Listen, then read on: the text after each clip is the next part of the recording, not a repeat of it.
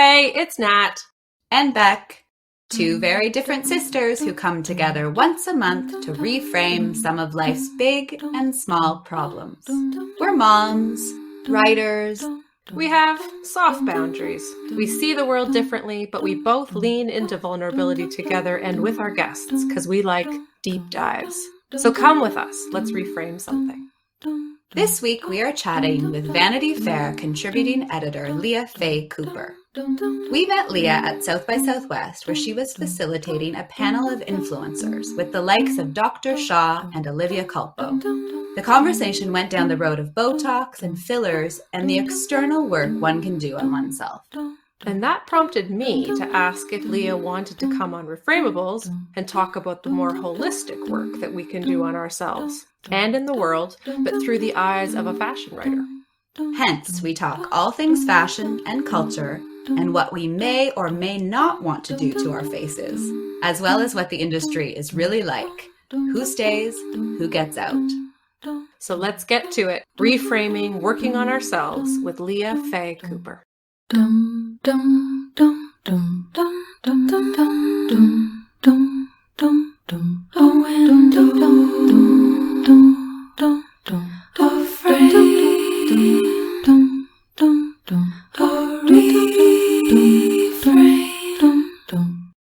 Okay, I'm going to dive right in. We are reframing Working on Ourselves with Vanity Fair contributing editor Leah Faye Cooper. Leah, so wonderful to have you here. We met at South by Southwest because I accosted you. You said hello. I was like, oh my goodness, that was an amazing panel that you had just led and moderated, obviously. Thank you so much. We loved it. It was a panel of influencers, and I think I was supposed to be super interested in the influencers, and I was. They were interesting. But it was you. I was really quite taken. Thank you. Oh, for real. And I turned to Rebecca and I was like, I'm going to go talk to her. And I'm going to get her on Reframeables. And I think it was because of the way that you brought together a panel of really just kind of like very all over the place voices and made sense for me. But how was this panel, which was really about kind of people working on themselves, how was it framed to you? And tell us a little bit about that experience. Yeah, so first, I was approached by Variety and She Media, and they had partnered with Allergan, which is a huge pharma cosmetics brand. And it was framed to me as, and the theme of the panel really was authenticity in the age of social media. And that obviously, procedures like Botox, like filler, like plastic surgery are very, very, very popular, very pervasive. Social media, also very popular, also very pervasive. And that if people choose to do any of those things, any kind of cosmetic procedure done, one, they should feel empowered to do that, because it's their body. There should not be any shame in that. And also, it should be something that they are open to sharing and being authentic about. It wasn't framed as people have to, go on Instagram Live and show themselves getting Botox. But it was framed as being your authentic self on social media can have a really, really positive impact for both yourself and the people who follow you. Obviously, people are so influenced by what they see on social media. And what most people are sharing are highlights. Most people are sharing I'm on vacation, I just did this exciting thing, or look at how, pretty my hair looks today. And, there have been lots of studies done that show that consuming a lot of social media can, make you feel kind of bad about yourself sometimes, especially when you consider the filters and all of that things, and you're not really seeing an authentic image of life. So that's how it was framed to me, kind of being authentic, not being shy about, if a follower says your skin looks great, not being afraid to say thanks. I'm 2 weeks out from Botox right here, as opposed to, just saying thank you or just saying yes, I slept 8 hours and drank a lot of water today. Because water fixes everything. Right. And sleep. Right. And we all get enough of that. The people on the panel, they were very transparent about the Botox and fillers they were doing, right? Like many of them were bringing their audience right into the room with them while they were getting it done and all that. Yeah, absolutely. So one, Felicia Walker, who's a fantastic, fantastic writer. She was like a pioneer in the beauty blogging space. This That Beauty is the name of her content. And she is super transparent on social media, like records herself getting chemical peels, like getting Botox, like getting filler, which I think is great. And it's super informative. I think one thing that can be scary, is that if you're just seeing all these images of people that, look perfect, quote unquote, you may be compelled to go seek out these procedures without really knowing like what they entail. And there's a cost there, like there's a financial cost, there's, you're altering your appearance. And so I think that it's really great when people are, like transparent and authentic about what they're doing, and it gives you kind of an insight of what to expect. I know me personally, like if I see someone doing something and they're like, first we start with numbing cream, I'm like, nope. It's not for me. It's not for me. You're like, if you need numbing cream, I'm not doing it. I try to avoid it at all costs. Yes. My pain tolerance is not the highest. And it's also just interesting, like technology is cool, and like all the advances that have been made, especially in like cosmetic dermatology, is really fascinating. So I love seeing that stuff.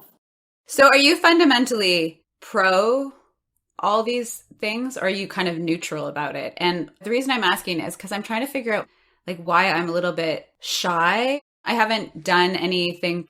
I'm not against it, but I also feel like people aren't talking about it in my circles. I don't know. What's your stance? And help me understand what my problem is. So working in fashion and beauty, I'm definitely in those circles. Yeah, it's super common. Like all of my friends are very transparent about it. Like I'm on many group chats. It's like, did you like your Botox experience with this person? Or like, where should I get my lip filler next? And everyone's doing it. A lot of people, not everyone, but a lot of people. I happen to be like among people who, participate in lots of these procedures and who are very open about it. I think for me, I am very pro, so long as you are really doing it for yourself. But I think that can kind of be hard to discern sometimes because, like I said, it's very popular. And I think it can be hard for people to sometimes say like, okay, am I doing this because I really, really, really, really want to for myself, or am I doing it because I feel like I need to look a certain way because like society is telling me that I need to look a certain way? So that's definitely like a gray area, but yeah, I say like have at it. Like oh, I like that. And I will say I personally have not done anything cosmetic. Like I've not tried like Botox or filler. Like I'm a fashion person, and like I've never gotten super into like beauty and skincare and procedures. I love a facial. I do love a facial, but like it's not that I haven't done it because I think it's like bad or like I'm, like fighting against like society's ideals. Like I just simply haven't. I remember a friend's sister got some Botox right ahead of her wedding, and it made her so happy and she looked amazing. And I think that is great.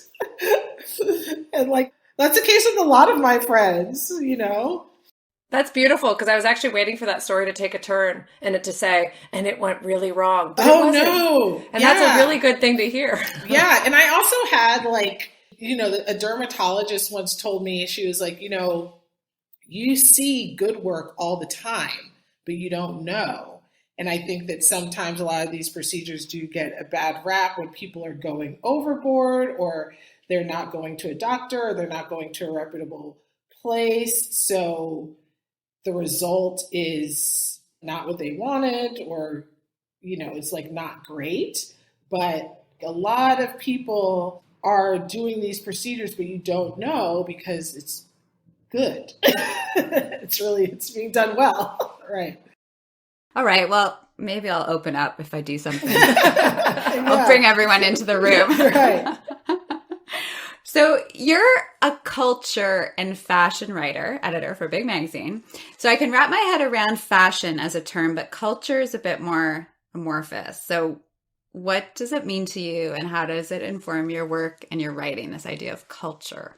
Yeah, well, I'll say it's amorphous to me as well. Okay.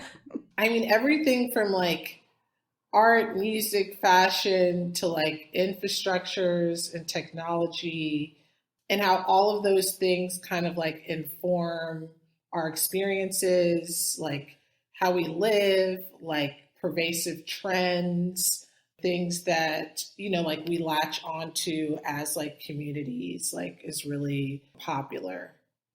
I don't know how good of an example this is, but I'll say like maybe it was like 10 years ago, this very popular pastry chef created a cronut, or he brought the cronut to New York City. And that was like a big cultural moment. Like everyone in New York City was like going crazy over this cronut. Like tourists from out of town were like lined up, like waiting hours for this cronut. And that was like a big cultural moment. And that was like part of the culinary world, but that kind of like had this huge boom, like outside of this like very insular culinary world, and kind of like was influencing people all over New York and, people all over the world really who were coming to New York. Well, I remember that. I mean, we're in Toronto and I remember that. So isn't that funny? Like that does sort of point to some kind of extension that happens with like a specific kind of touchstone. What is it, like an object, or like that's what's kind of fascinating about it? Yeah. But are sometimes you're like, I don't know, because culture, it is so big, because I'm thinking of how I see lately, I forget what magazine it is, the New York magazine. They've been writing about where the Succession stars would eat. Oh, wait, New York magazine? Is it New York magazine? I mean, I know New York magazine, they cover Succession really extensively. Okay. So Yeah. Maybe it's them. But I'm like, that's like culture, and like it's just very broad. I think Succession is a really good example because, the show is inspired by the Murdochs and other very like powerful media families. So you have this like real life element. It's being filmed in New York City. So I have seen a few stories where they're talking about like, this is where the people, on Succession eat. And then also recently, a big cultural conversation that sparked from Succession was this idea of quiet luxury, that everyone on the show, no one's wearing a shirt that says, Gucci, Prada, like no one's wearing anything really loud, but the clothes are very expensive, like someone's wearing like a beautiful pair of tailored pants. You go look up the pants are $3,000. Like, and a lot of people wouldn't know that. Do you guys watch Succession? I'm way behind, although I keep seeing how this last season was like so crazy. Yeah. I do feel this like, oh, I need to get Caught up. Yeah. I do need to get caught up and be like, what happened? Yeah. So I will say, this isn't like a big spoiler, but I will say there was a scene where someone was carrying a bag. Very obviously it was, it had the logo splashed on it. Someone was making fun of it in the show. It's considered very gauche, like in that world. And so I think those types of things like speak to culture as well. Yeah. Interesting. Had you posted recently about that quiet fashion? Because I saw some article about the Olsons as an example. Yeah, their brand, The Row. The Row is like the epitome of quiet luxury. I've not posted about it recently, but I have like read a lot about it. Okay. Yeah. I'm probably more attracted to that subtle, rich thing. Yeah. Like, what is it? It goes back to that effortless thing, right? Like, this wasn't hard to appear this way. I just happened to have $3,000 to spend on pants that you wouldn't notice. Right. So there's something so, I don't know. What do you think, Nat? How would you describe that? For me, it's highlighting how the notion of culture is really connected very much to class, right? Like it's related to money. Yeah, there's definitely an intersection there for sure. So I'm just really struck by that. Yeah, I mean, there's a famous term, money talks, wealth whispers. When you say like quiet luxury, I think really like that's, a reflection of that term. Like, if you know, you know. There's a guy that I follow, TV Scholar. He's hilarious. He was a PhD dropout, is what he calls himself. And now he just basically studies TV and then makes the most amazing memes out of his research. So he'll just like grab a picture. So often his pictures are like stills from Succession and it's just like a perfectly encapsulated moment that speaks to a larger social truth, which I think is kind of where I sort of go with like the idea of the wealth whispers piece, because I think it's why it makes for such great memes, because the plebes over here are like, like it's all so silly. And yet we are by proxy connected to it because of social media and because of just media in general, right? Like the medium is the message is a thing. And when McLuhan wrote that, how many billions of years ago, it meant something in a world that is now shaped by all of what, the three of us in very different ways are doing in our work here, right? Like whether it's through the podcast or whether it's through the writing and the magazine, it's all connected. I find it fascinating. And I love that I knew about that bag and I've never seen Succession, but I've seen every single shot of it, right? Natalie only watches kids' TV. That's true. Oh, really? For some reason, her and her husband are such good, devoted parents that they only watch what their child watches. What do you watch? Do you watch Wild Kratts? I have a niece and nephew. Oh, no. Okay, so my 8-year-old is now older, so we now get to watch things like Mandalorian. So does that really count as kids' TV anymore? I don't know. But I've written about it, like for Chatelaine. So kids' TV as, like even just thinking about kind of the cultural zeitgeist that shows up in various sort of forms of art making. I would say that in kids' TV, there's a whole other, but that's for another show.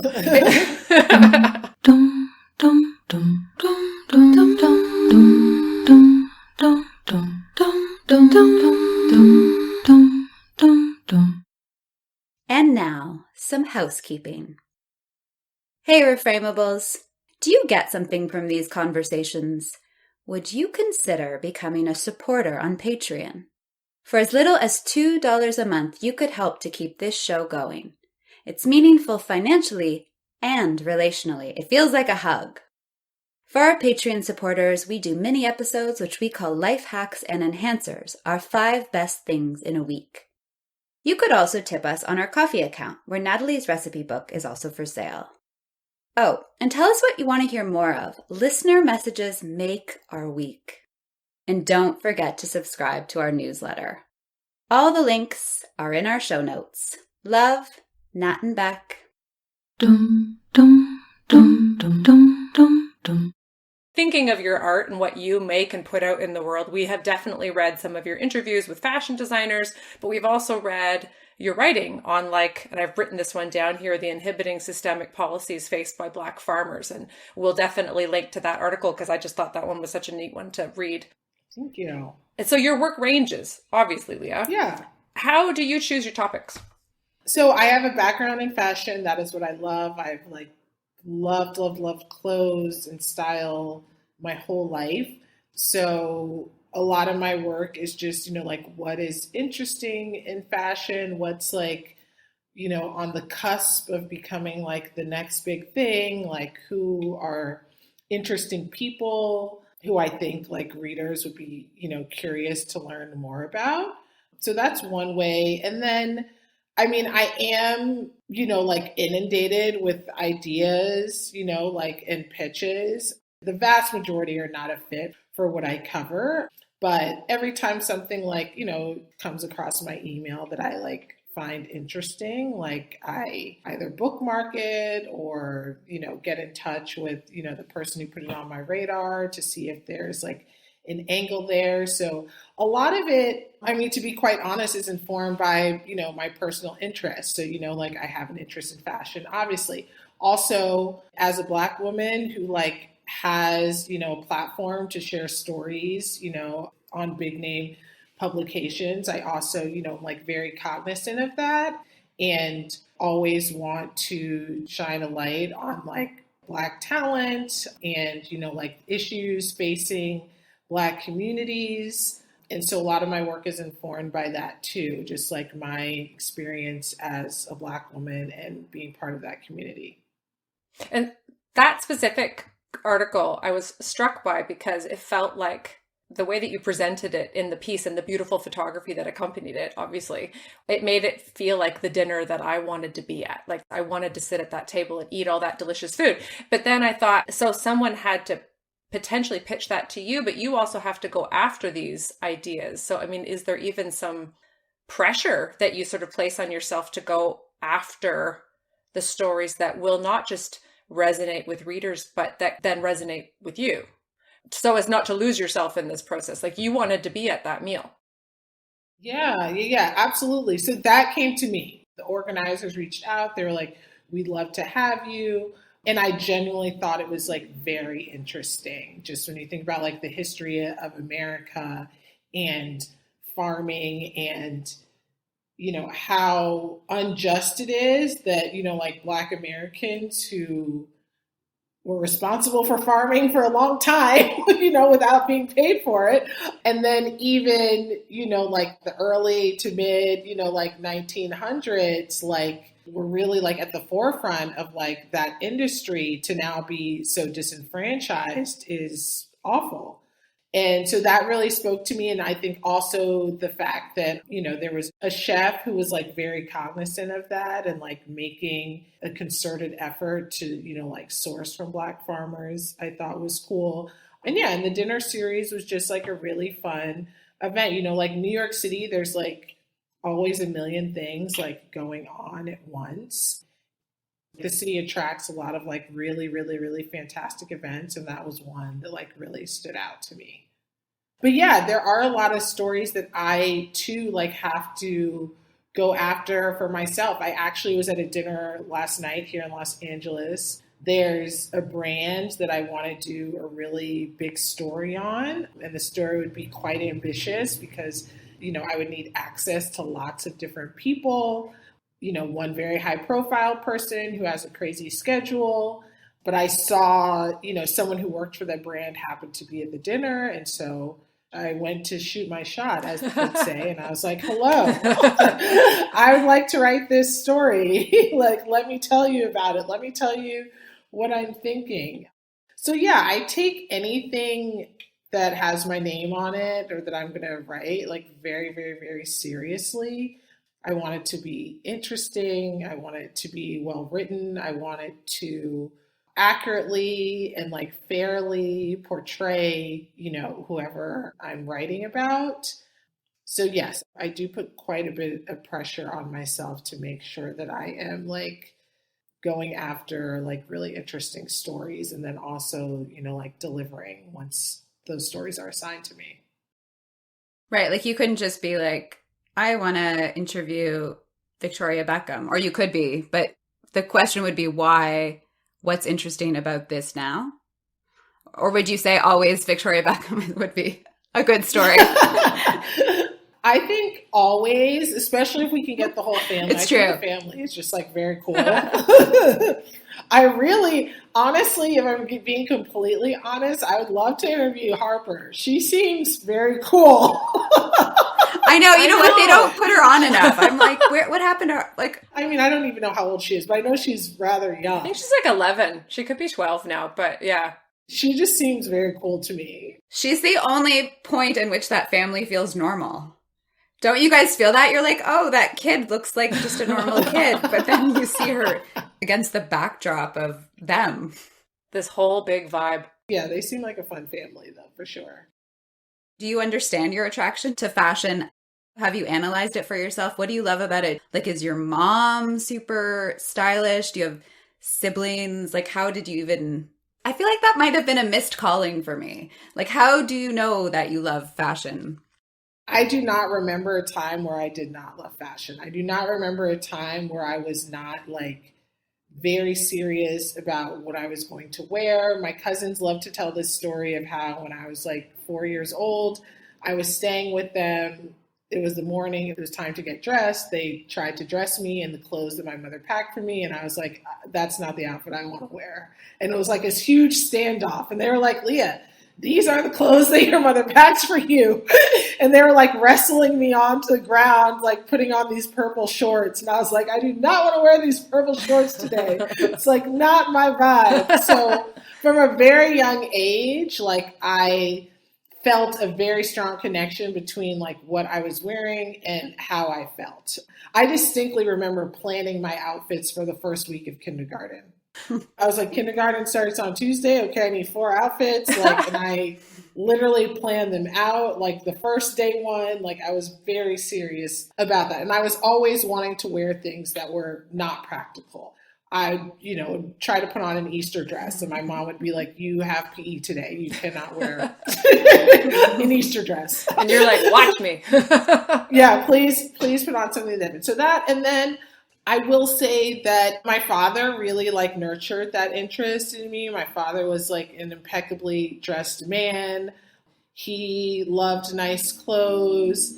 And from a young age, like he was the one like who took my sister and I shopping.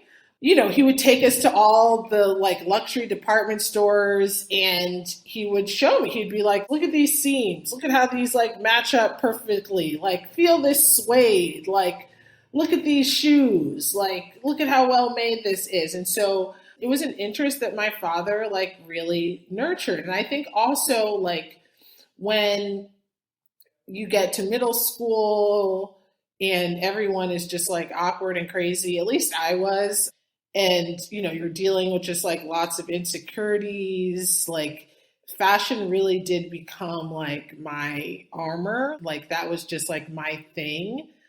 And like, if everything else felt crazy, like with friendships or just like, fighting with my parents because I was, hormonal crazy teenager or, like whatever, I come from a blended family. So like, that was a very like crazy time in my life, like my family blending, my parents getting divorced, my mom getting married, all of that stuff.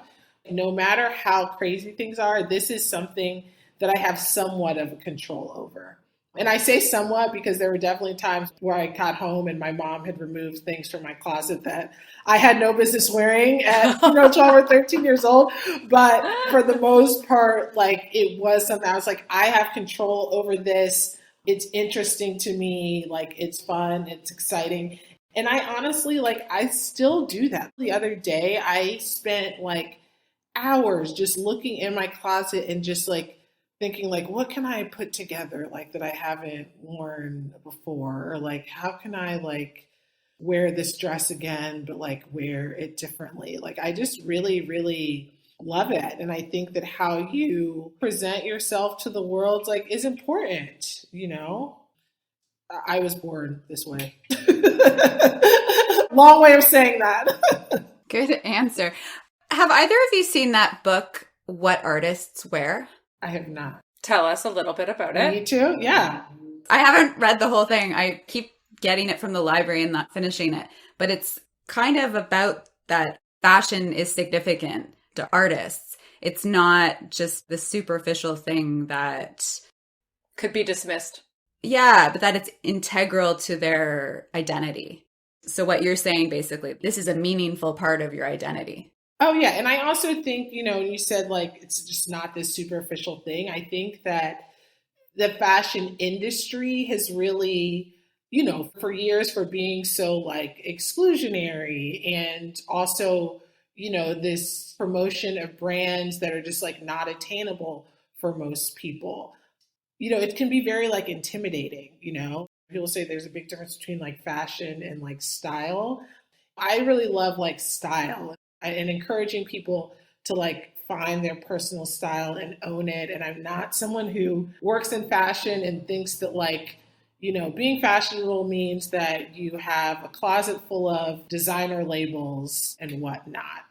That's just not true. Like I'm someone who like believes in re-wearing their outfits and like remixing things and like shopping in your closet, especially now, there's a really big sustainability conversation going on in fashion. And, As someone who works in the industry, I see just how wasteful it can be, and like how much damage, like this like mass production and like fast fashion does to the planet.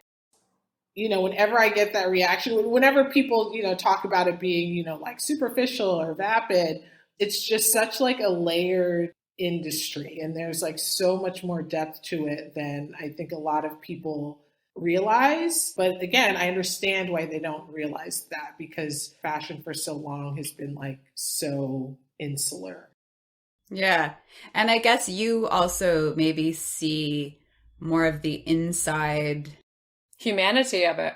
The humanity, that's a good point, Nat. But also, we don't always know. Isn't it a bit like in modern art? I can see a piece, but I don't know what is behind it. But if I read the write-up on it, I go, oh, this is what they were doing. So in some ways, do you get more of an inside scoop in what they were trying to do with that line? Or you know what I mean? What were the themes behind it? Or Absolutely. Yeah, absolutely. So a lot of my job is going to fashion shows. And generally when you go to a show, there are show notes. And so there are notes where the designer has talked about like what inspired them, like different references for the collection.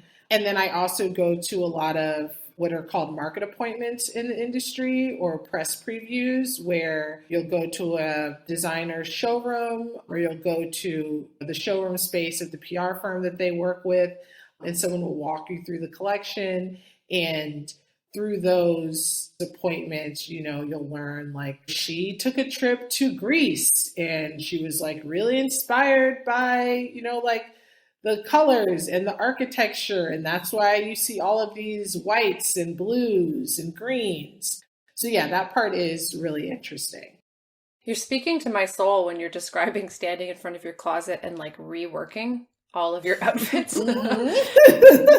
I used to take great pride in my heels because I was a teacher for 20 years. And like part of the fun for me about being a teacher was wearing high heels. And for like the first 10 years, that was like one of my favorite things. Like students were great, colleagues fine, but my shoes, like it was like, yes. Now, would you like click, click, click, click, click in the hallways? Oh yeah. I loved the click. Like I felt so authoritative, and it really like totally added to my story of who I was.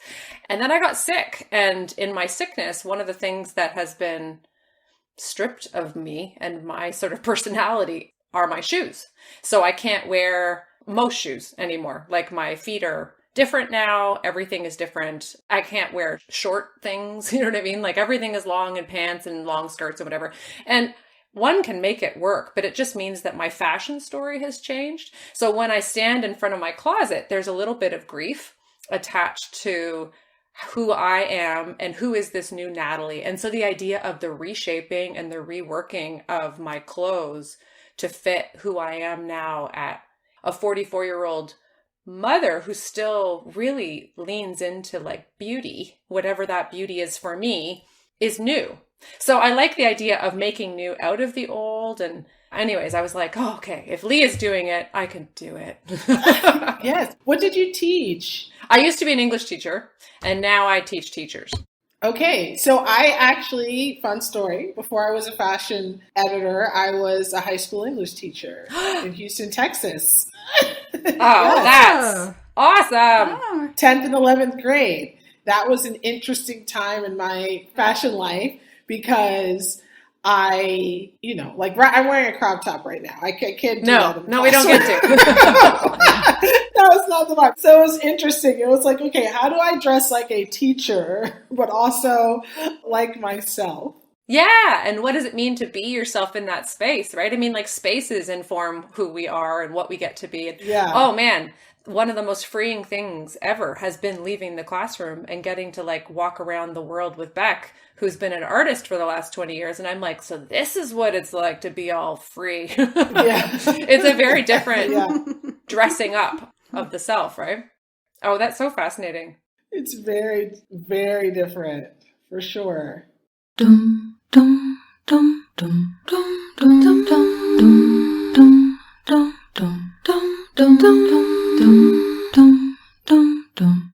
Okay, I have a question for you. So the industry, and since we're talking about kind of like reworking and working through and reframing the work we do on ourselves, we started with Botox, moved into fashion. Now here we are with sort of the people in fashion, and the industry has been really abuzz with Law Roach leaving his career as a stylist behind. Yeah. Well, you and I chatted about that the other day, and you said to me, actually, I wrote about more people who've left. And that was like a year and a half ago, 2 years ago. So what's going on, and why are people having to do the work on themselves outside of the industry? Like, why do they have to leave? Yeah, well, I think that there's a perception that working in fashion is just glamour, glamour, glamour 24/7. It's just fancy clothes and air kisses and dinner parties and fashion shows. That's what I think. Yeah. And the reality is that yes, those moments exist. And yes, most of us, we enjoy them and indulge in them. And it's fantastic. But those moments are fleeting. They're fleeting. And when you're not at a party or you're not at a fashion show, the work is really, really hard, like a lot of times. And I mean, I've never been a stylist, so I can't speak too much, to that. I don't have that experience, but I do know, you're dealing with multiple high profile clients, right? And your job is to make them look fantastic, but also like meet their expectations, but also meet their agents' expectations. Also like do work that you yourself are proud of and feel good about. And you're really just at the service of your clients 24/7. You're at the service of somebody else. And you're having to like broker deals with all these big fashion houses. And you're traveling a ton. And I think that part is really, really taxing. And so, yes, like you may be at a fabulous, fabulous party in Paris, like drinking champagne and eating caviar, but like, have you slept in the past like 18 hours? Like, did you get to read your children like a book? Good night. Like, there's a lot that you miss out on, like when you work in fashion too, just because of like the demand of the job. Like, it's not a 9 to 5. And one of the women who I interviewed for Harper's Bazaar, who had left her very high profile job as a buyer at Barney's, she's like, I missed my son's birthday like 3 years in a row because his birthday was always during Paris Fashion Week. And she was like, my son got pneumonia once and I had to be in Chicago and he was like with the nanny. And after a while, like, people just have to make a decision of like, like what kind of life do they want? Like what is like healthiest for them and their family and, like what is sustainable. And fashion, like many other careers, can be like very like unsustainable at a certain level. And I think that is what leads to, a lot of people's decisions to walk away. I mean, Law, in talking about like his decision too, he tragically lost his nephew, who was very young, I think just like 3 years old maybe. And he said, he was like, I only saw him like a handful of times. And even me, I recently was going through some text messages.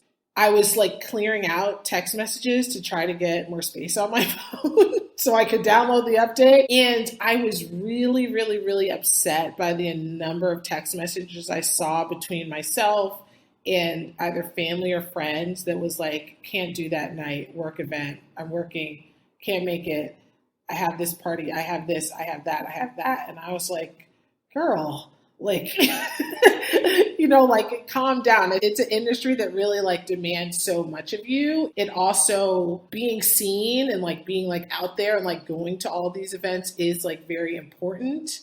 And so it can be hard to like manage that alongside like your personal life and your family life. And for me personally, I spent several years just like doing everything, saying yes to everything, going to everything.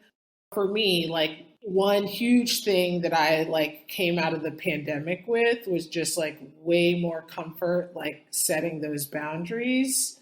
I used to do this. Like if I was invited to an event and I did not have anything on my calendar, I would automatically say yes. And so that meant that pretty much I was going out like every night, or I was going out like 3-4 nights a week to like different fashion events. Now I'm like, you know what? I will go 1, maybe 2 weeknights. And like Michelle Obama needs to be there if I'm going to 2 or something like that, right? On a Tuesday. Like, right. It has to be. And there's still times where like I fall back into the old habit of like putting too much on my schedule, but it has been really, really, really helpful. And just saying like, just because I quote unquote don't have anything to do doesn't mean I have to be like available for a work event. And like at the end of the day, even if it's super fabulous and fun, like it's still work. And I also think like this is something that I have reframed, is that I'm like, just because my calendar is open doesn't mean that I'm free, because like resting is a productive thing to do. Sitting on my couch and binge watching Beef, that was productive. Like I was entertained. I laughed. I like decompressed, like those are all like productive things to do for yourself. So I have definitely reframed like what it means to be available. And that has been game changing for me personally. Nat was mentioning in her conversation with you that you've talked about sort of the loneliness sometimes that you feel in your work. Now, would you attribute that to just being a freelance writer? Like writing is a lonely profession? Or would you say that's to do with the industry? And then how do you reframe that for yourself? Yeah, so a few things. One, I'm a single woman and I have no children and I live by myself. So when I'm at home, I am literally like alone. Also, writing for me is solitary. Like, for a lot of the stories that I write, yes, there's like the interview portion where you're talking and engaging with someone. But when it comes down, it's like, okay, I have to deliver 3,000 words to Vanity Fair by this day. I have to be like laser focused on that. And yes, like sometimes I'm in a coffee shop. I'm actually like best friends with the baristas in my neighborhood now. Like me and one of them like literally DM each other often because that's where I spend a lot of my time. But I'm still not like with my friends or with my family. So it is. And even like the traveling that I do, it is such a blessing. Like I dreamed of this career when I was young, and I feel so fortunate and so blessed to be doing it. But yeah, it's like, okay, you need to go to Paris for this story. Extremely fabulous. Like who doesn't want to go to Paris for a story? But I'm there alone for like 3 days, and there are moments, like you're like, oh man, I wish there was like someone to share this croissant with, or like, like I guess I'll go to the Louvre like by myself again. Yeah, I want to order everything on the menu, but I'm by myself. So like I have to choose. It's going to be the escargot or is it going to be whatever? So yeah, I am by myself a lot. And then also I think it's just more difficult for me because I am such an extrovert. I always have been my whole life. Like I like talking to people. I'm super outgoing. I literally talk to everyone. So that is a challenge. But, it's also like a means to an end, and it's also like such a privilege to do this work. And so I kind of focus on the outcome and the fact that it's temporary, right? Like it's temporary. Like I'm going to have to be alone for a bit, but then I can go to my sister's house and spoil my niece and nephew till no end. Thus Wildcrats. Yes. I think I've seen every episode. Oh my goodness. We all have. But Leah, you seem like you have a pretty good relationship sort of with your own self-talk. Yeah. It's beautiful to hear, actually. It's been a long time coming.